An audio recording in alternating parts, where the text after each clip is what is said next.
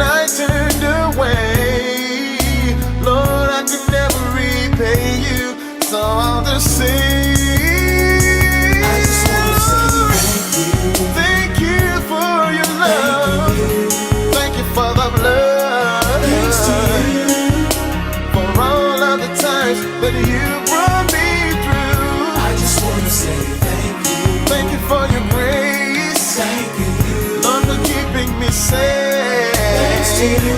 And I can share the good news of the Savior. To give someone a reason just to tell you for your love.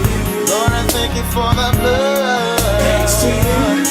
For all of the times that you brought me through. Lord, I thank you for your grace. Lord, for keeping me safe. And I can share the good news of a Savior. Give someone a reason just to tell you thanks. Oh, Lord, thank you.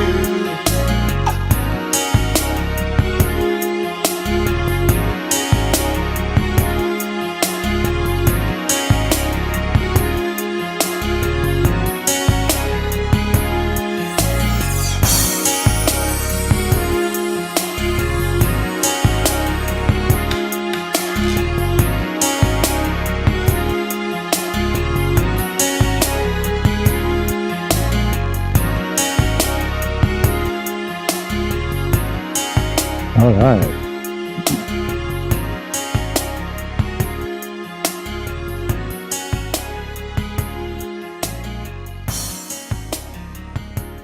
All right.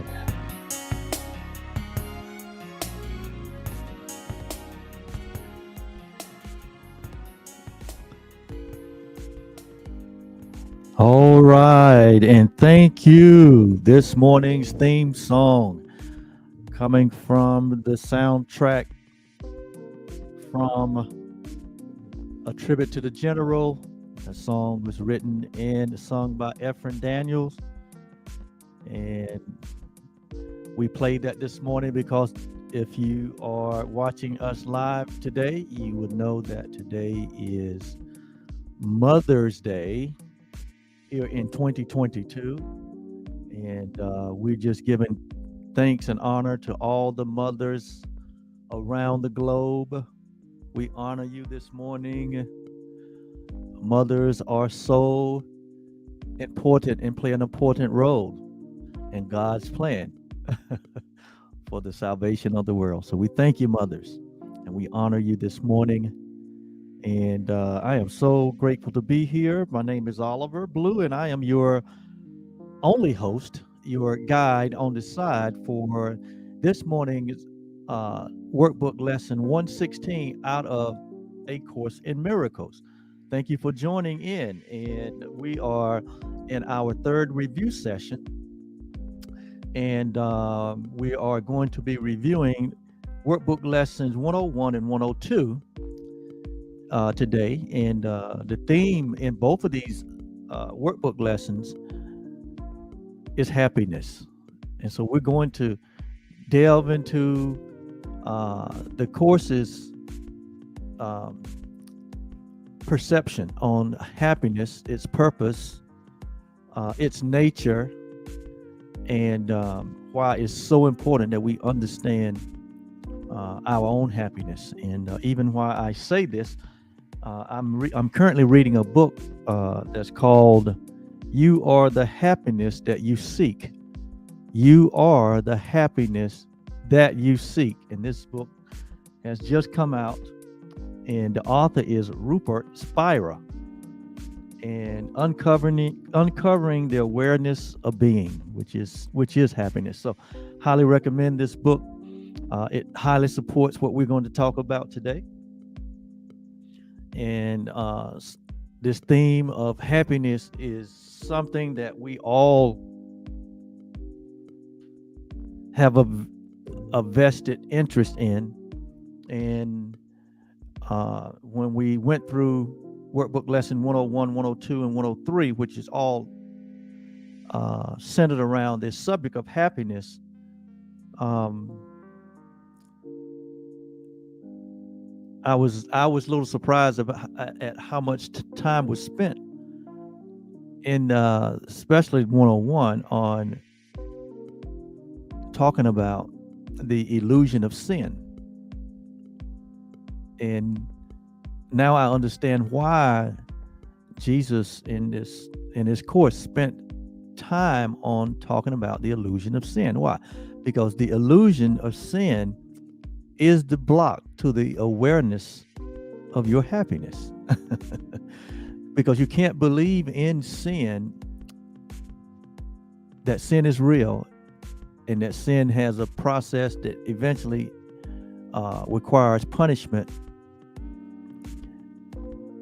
and also have an awareness of true happiness. They are both basically opposite. They're opposite of each other. And so in the course, Jesus deals with this, the S word, the sin word, which from the beginning of time has been such a huge theme in the mind, or the split mind, or the separated mind of humanity. And under the ego's thought system, it is the main character. It is the main, I could say it is the main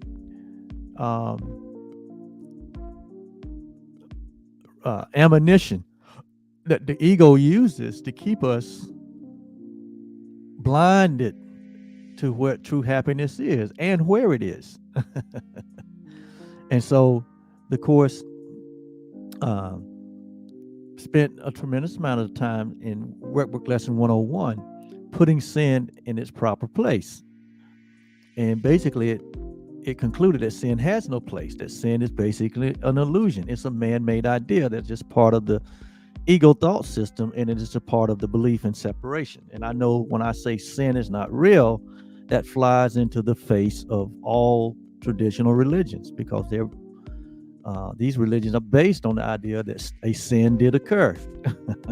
But the course says sin is just an illusion, because it requires a sacrifice, and God doesn't require sacrifice. God doesn't need anything. And so these are man-made systems as ways to be reunited with the God of the universe. And so we're here open to these ideas, and as we look at these ideas, as we practice these ideas, our practicing of these ideas is what leads us to their truth. And so today, 101, the idea is God's will. It is God's will, God's purpose for us, for me, for you, for all humanity. It is God's will for us, or God's will for us is perfect. Notice now, perfect happiness. He didn't say happiness, he said perfect happiness. So anytime the word perfection is used in the course, it is talking about this perfection, or this completion, or this wholeness that can never, ever be altered or changed. So it's basically talking about the very nature of God. Perfect, or complete, or whole. So there's a perfect happiness that it's the will of God. Now, obviously, there is a happiness that we pursue as a race of or species, as humanity pursues happiness, as the world offers it to us if we engage in certain activity, or if we acquire certain things, or this world, all the signs and signals of this world seem like it is about the pursuit of happiness.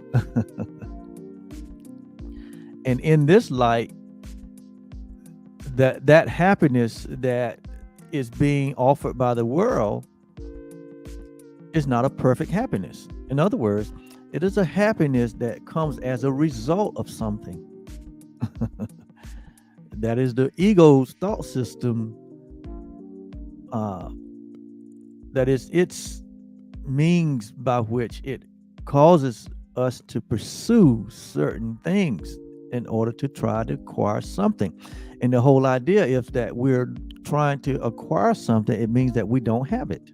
So we don't come with happiness. Happiness is something that is out there, outside of us. That's the whole idea in the ego thought system. That's the whole idea behind separation. It's that we are not complete or whole, but that what we desire is out there, separate and apart from us. That's the whole system of separation. When I use the word separation, that is the basis of foundation of what I'm speaking of.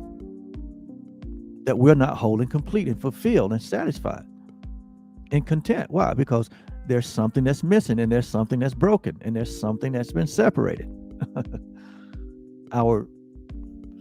The severing of our relationship with our Creator, the severing of our oneness with each other, and that this whole created world is something that's separate and apart from us, that's out there, that we have to go and pursue. That's the whole idea behind separation, or the ego thoughts. And there's a whole thought system that's developed behind that. Seek and do not find. Knock and it won't be open. Give and it shall not be given. That's the whole idea behind the ego's thought system. And so today's the first part of today's lesson is Workbook Lesson 101 that says God's will for us is perfect happiness. That is the will of the Father for us. And if it's God's will or God's purpose, that means that God placed that will within us. God never places his purpose outside of himself. It's always intrinsic. It's always intrinsic because God is the only one self. And we are part of that one self that God is. And so it is also what is intrinsic to God is intrinsic to us. And God wills for us, or purpose for us, is happiness. Therefore, God placed what happiness within what he created, which is us. And so therefore, you are already in this present moment and have always been the possessor of happiness. It is a part of your nature. It is a part of your identity. It is an attribute of the loveliness that you are. Happiness is always and already present within you. And it comes through what? It comes through a recognition. It comes through a knowing. And so part of this whole process that we're going through in this mind training course called A Course in Miracles, and this thought reversal practice and activities that we're going through in these workbook lessons is designed to bring you into a knowing or a recognition of your true nature, of your wholeness and your completeness. And within that is the happiness that we as a species, not knowing that it's already present, have been on many journeys. Many put forth much effort into pursuit of happiness and trying to find happiness in places where it's not. Happiness has been placed where God put it, where the Creator put it, and that's in himself. And because you are his self, or in one with himself or itself, happiness is part of your nature. It just has been covered up. It has been obscured. It has been masked by the illusion of sin, of the idea of separation, or the idea of sin consciousness, guilt, and fear. And so that's why the workbook lesson, if we turn back to 101, it spends a tremendous amount of time talking about sin. And I think when we went through this a few lessons ago, there's a section in the workbook lesson on sin, because without the awareness or the correct perception about this whole idea of sin, that is the idea that covers up the happiness. And so I'm going to read just a little bit from lesson 101. It says, God's will for me is perfect happiness. Today, we will continue with the theme of happiness. This is a key idea in understanding what salvation is, because salvation and happiness are synonymous. There is no salvation without happiness. There is no happiness without salvation. Salvation basically means that God's promise, a God guarantee that all of us will come into the knowing of who we are. It says this is the key idea in understanding what salvation means. It says we still believe it acts for suffering as penance for our sins. That is the general belief in humanity, that salvation acts for penance, for a payment, suffering for what? For our wrongdoing.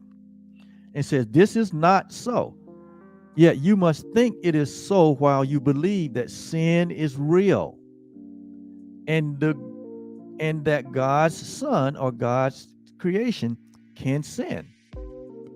If God's creation, or if you could sin, that means that God could too. Why? Because God created you in his image and his likeness. And if he created you in his image and his likeness, that means that God has created you sinless. And so it's impossible for you to sin. So the whole idea of sin had to be an idea that was made up by humanity in his sleeping state of being separated from God. And so we create these forms or paths or plans for salvation based on our own ideas. No, but with the basic belief that God requires a payment from us. And we have all this history that points to that. It makes it and reinforces it, that makes it so real to us that it's hard for us to see it any other way. But the course is here. That's why Jesus provided us with this course. The course is here to show us that sin is not a God idea. In fact, if we turn over to the workbook lessons on page 419, it describes what the course described as sin. It says, what is sin? It says sin is insanity. It is the means by which the mind is driven mad and seeks to let illusions take the place of truth. So sin is illusion. And it drives the mind to madness and insanity. It says, and being mad, it sees illusions where truth should be. Where should the truth be? In our mind. The truth of who we are should be in our mind. But we have replaced it with the idea of sin consciousness, guilt, and fear. It says, and where it really is. It says, sin gives the body's eyes. For what is there the sinless would behold? And so we have to have these bodies and identify ourselves as these bodies and give eyes that will say, there is sin. Our eyes behold sin. It says, sin gave the body's eyes. For what is there that the sinless would behold? It says, what need have they of sight or of sounds or of touch? It says, what would they hear or reach to grasp? What would they sense at all? To sense is not to know. And truth can be but filled with knowledge and with nothing else. It says the body is the instrument the mind made. Notice now, the mind made the body. The body is the instrument that the mind made in an effort to deceive itself. Its purpose is to strive. Yet can the goal of striving change? And now the body serves a different aim for striving. What it seeks for now is chosen by the aim the mind has taken as replacement for the goal of self-deception. Truth can be its aim as well as lies. The senses then will seek instead for witnesses to what is true. Sin is the home of all illusions, which but stand for things imagined, issuing from thoughts that are untrue. They are the proof that what has no reality is real. Sin proved God's Son is evil, that timelessness must have an end, eternal life must die. And God himself has lost the Son he loves, and but corruption to complete himself. His will forever overcome by death, love slain by hate, and peace to be no more. A madman's dreams are frightening, and sin appears indeed to terrify, and yet the sin perceived is but a childish game. I love this. The Son of God may play. He has become a body, prey to evil and to guilt, with but a little life that ends in death. And this is the idea that we have in a split mind. We're a split mind that is sin conscious. The idea that we're separate from God. This is what it leads to in our thinking. And here the Course said it is nothing but an illusion. He says it's nothing but what? Childish game, foolish thinking. It says, and the end of it is death. And that's why all humanity fears what? Death. In general, humanity fears death because they think what? Body identification, which is an illusion also. It says, but all the while, his Father shines on him and loves him with an everlasting love. This is the truth. See, it says, which his pretenses cannot change at all. How long, O Son of God, will you maintain the game of sin? Shall we not put away these sharp-edged children toys? Jesus calls here in the Course sin sharp-edged children toys, childish thinking, childish games, illusions, madness, insanity, self-deception, and that the body is at the center of all of it. It says, perhaps today.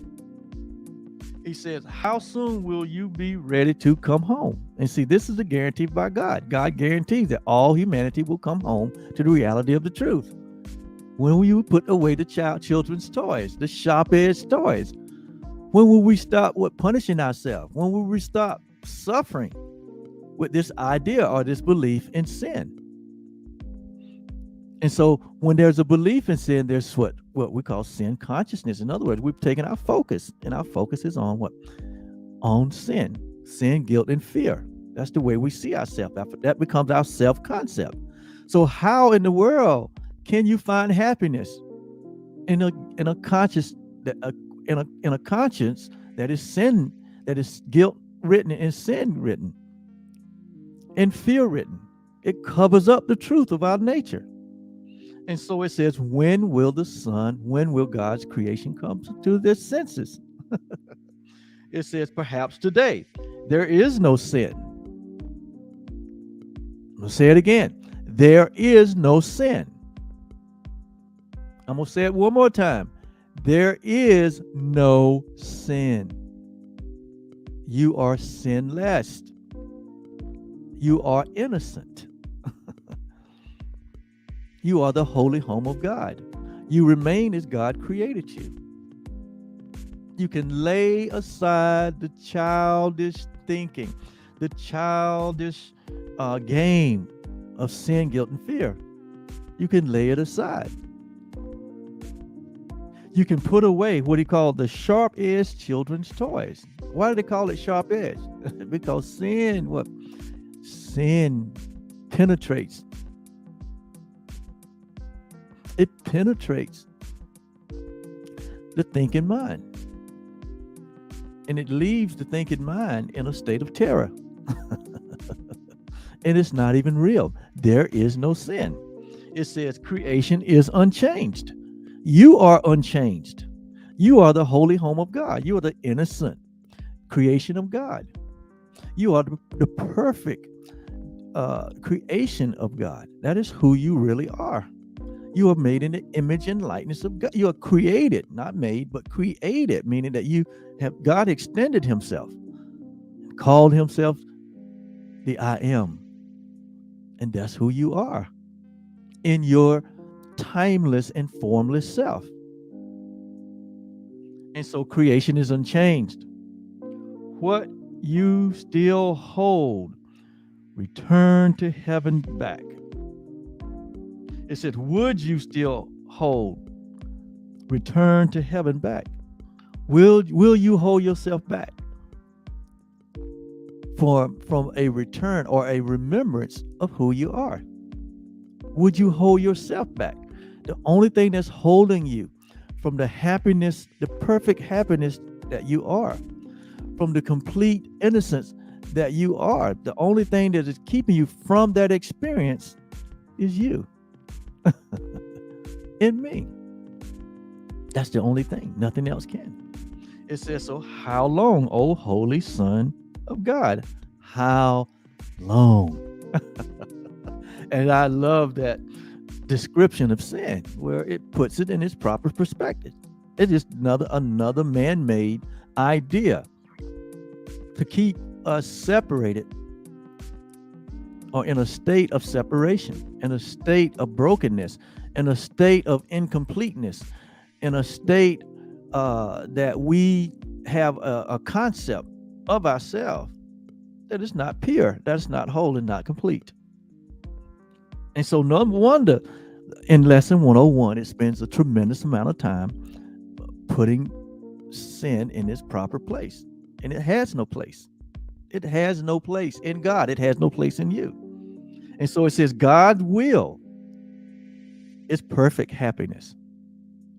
God's will is perfect happiness. God's purpose is perfect happiness. God is perfect happiness. God is light. And within light is what? Perfect happiness. You are the light that God is. And within you is perfect happiness. It says God's will is perfect happiness for all of us. And we can suffer, but from the belief. Notice now, we can only suffer from the belief there is another will apart from his. We can only suffer because we believe that there is another will, another purpose that is apart from God. When we don't embrace the reality that God is the only reality and that there is God and there is absolutely nothing else. When we don't embrace that, what we're saying is there is another will apart from God's. And in that belief, it causes us to suffer. That's what we suffer from. Every form of suffering has at its foundation a rejection of the truth of who we are. Every moment of suffering, every idea of suffering and pain has as its roots the belief that there is another will, or there's another purpose aside from the purpose of the one supreme God. That is the cause. We're not upset for the reason that we think. We're not unhappy for the reason that we think. We're not unhappiness. We're not unhappiness. We can experience unhappiness, but that's not what we're not. That's just not who we are. We are happiness, perfect happiness. And so where will we turn the corner? Where will you turn the corner? In your what? In your belief, in your knowing. And your perfect happiness is beyond a belief. It's beyond a belief. It's in the realm of knowing. It's in the realm of experience. It's like love. Love can only be experienced. Happiness. We can talk about it until doomsday. But in reality, happiness is to be experienced. It's the universal experience of your true reality of who you are. That is what it is. And so God's will is perfect happiness for us today. And again, this is Workbook Lesson 101. And I'm going to read a few passages from over there in 101. It said, God's will for you is perfect happiness because there is no sin. Sin is causeless. It has no cause. It has no purpose. But we have been highly trained and developed in sin consciousness, in guilt and fear, through the traditions of this world, through the conditionings of this world. But Jesus has come through A Course in Miracles and given us what? A different insight. And it says, God's will for you is perfect happiness because there is no sin, and suffering has no cause. There's no reason to suffer. And we see so much suffering in the world, and it's causeless according to the lesson. When we embrace this idea that we are perfect happiness, suffering is causeless. Why would there be suffering when we're perfect happiness? That means that there's something that we don't know. Or what we do know is not true. It's not real. It's an illusion. Joy is just. To be joyful is a just thing. Why? Because you are perfect happiness. It says, and pain is but the sign that we have misunderstood ourselves. Okay? So all pain and suffering comes through misunderstanding. But today comes understanding. Remember in Proverbs it says, in all you're getting, get understanding. It says that what? My people perish for what? A lack of knowledge, a lack of knowing the truth. We know a lot of things. I've known a lot of things. I knew a lot of things prior to coming into the knowledge of the truth, but I didn't know the truth. And what I knew brought me pain and suffering, tremendous pain and tremendous suffering. And some of us and most of humanity is continue to be in tremendous pain and suffering because of what they know.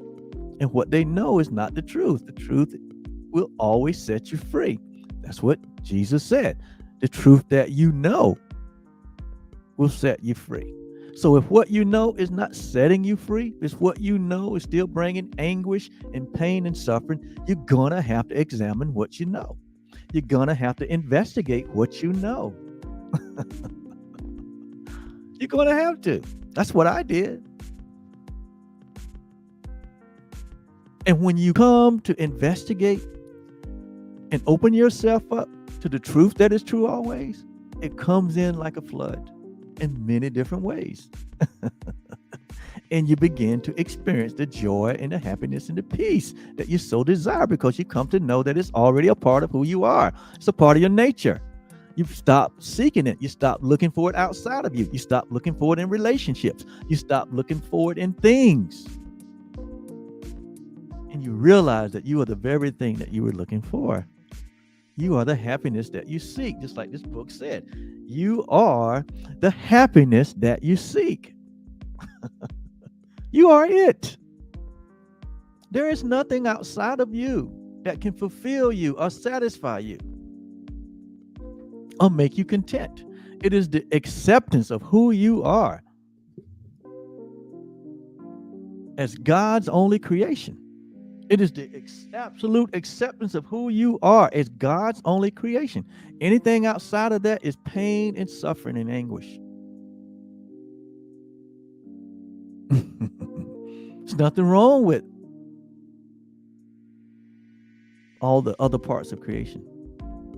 But you have to know that they are here because of you. You're not here because of them.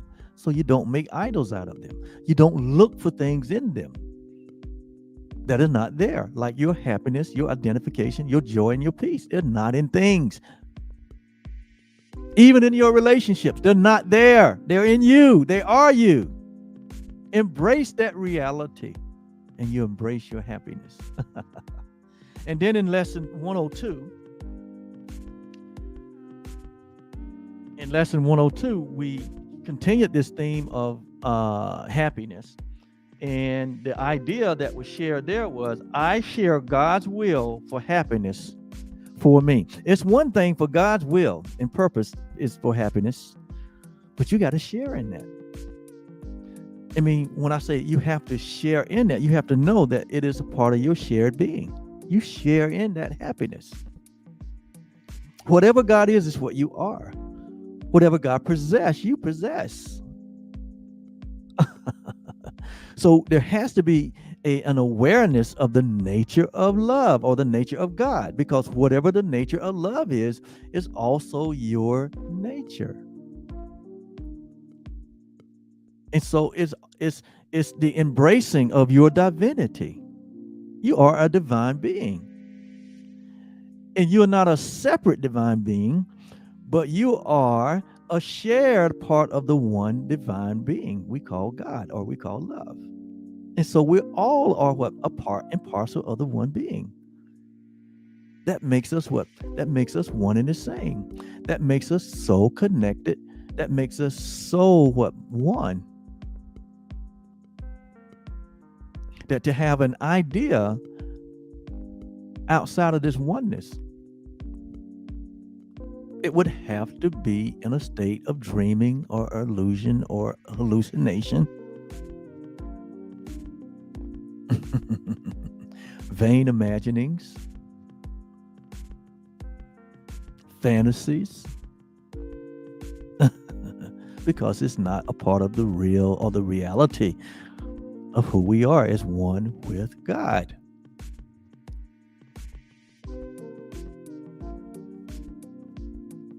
And because it's in embracing this that we accept our innocence, that we accept our complete perfectness, our completeness, our wholeness, that we come to understand that there's nothing missing and nothing broken within us.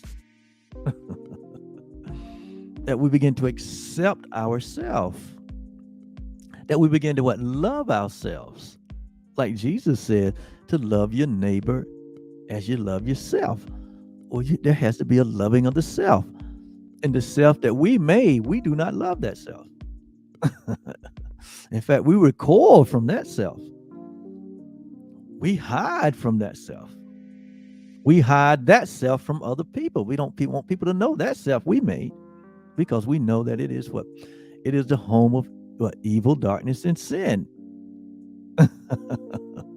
It perpetuates a false self. It's not real. And so we have to embrace. It says we share. That's a knowing that we share God's will for happiness for us. That we share our Father's will for us. And that what our Father has given us in our creation is all that we want. It's all that is needed. It's all that there is. We have been given all things in our creation. Paul picked up on it in 1 Corinthians. He said, all things are ours. God didn't withhold anything from us. Love has not withheld anything from us. We are complete in Him. As Paul said in Colossians, we are complete in God. You are whole and you are complete.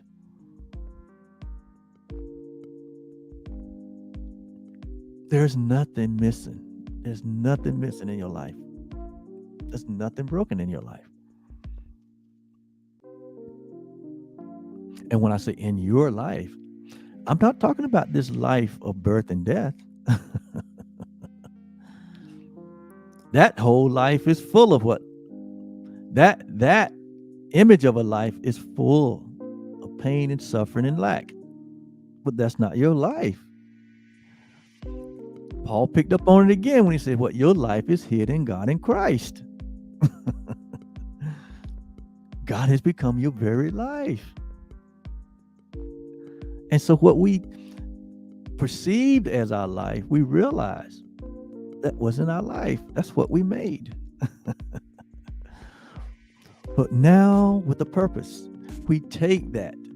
We take our position here in this body identification. And we become what the full expression of the true nature of love that we are.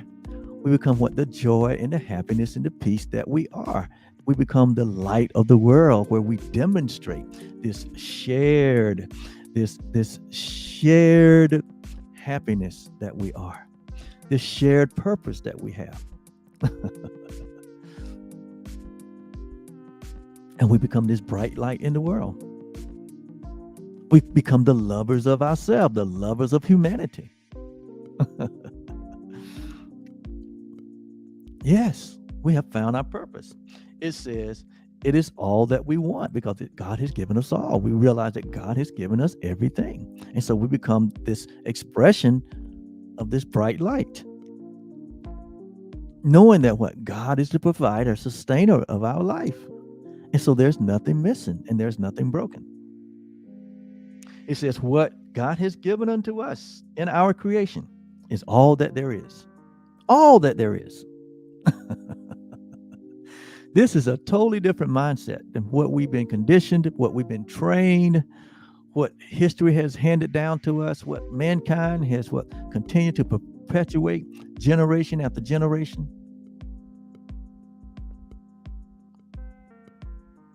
But the truth of what and who and why and where we are is in the earth, and mankind is waking up each and every moment as they come into the knowledge of this truth.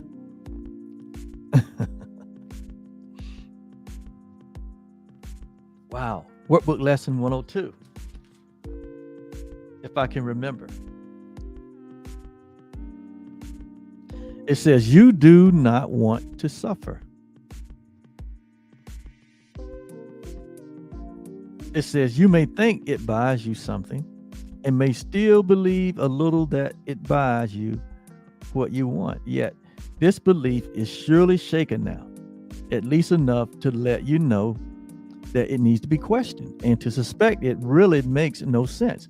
It has not gone as yet, but lacks the root that once secured it tightly to the dark and hidden secret places in our minds. And as we go through these workbook lessons, we're on 116. This is what we're doing. We are loosening the root of unbelief. We're loosening the root of illusions that's been so entangled in our minds to the point that we don't see the truth of who we are. But this is being undone. This is part of the process here. We are undoing the ego's thought system of sin, guilt, and fear. And we are embracing the reality that was always there. It's being revealed to us now. What was always there? What is that? Once we remove all these illusions and all these imaginings and all these fantasies that have been buried in us and have been entangled in us, what is left is the real, radiant, shining, bright, innocence, oneness that we are. It says, so today we try to loose its weakened hold still further and to realize that pain is purposeless. Suffering is purposeless. Sin consciousness has no purpose. It's insanity, as the definition of sin says. It's insane to embrace pain and suffering. It's insane to embrace it. It said it has no purpose. It's meaningless.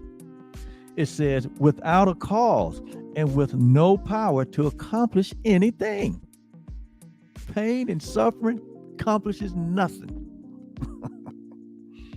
Absolutely nothing in the light of who you are.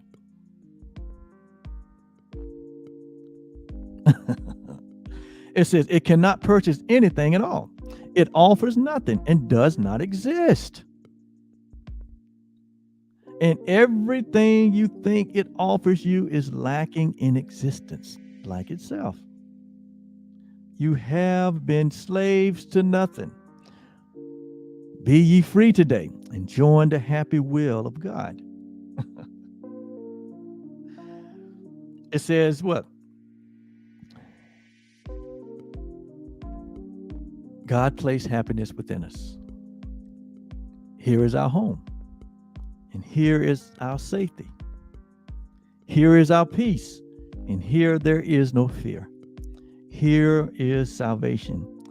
Here is our rest at last. And that's what Hebrews talks about. There is a rest for the people, for humanity, and that we should labor to enter into that rest. What is the rest? It is what? The revelation or the revealing of our true self as innocent, holy expressions, absolute oneness with our Creator. It says, so we share God's will for happiness for us, and we accept it as our only function now.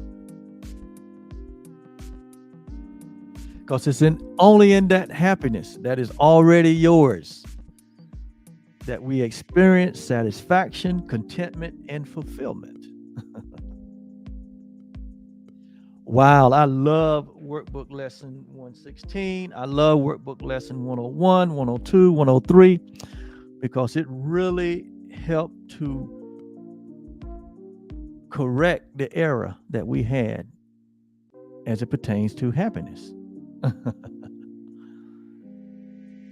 And so thank you for being with me today. Happy Mother's Day to all you mothers out there. We love you so much.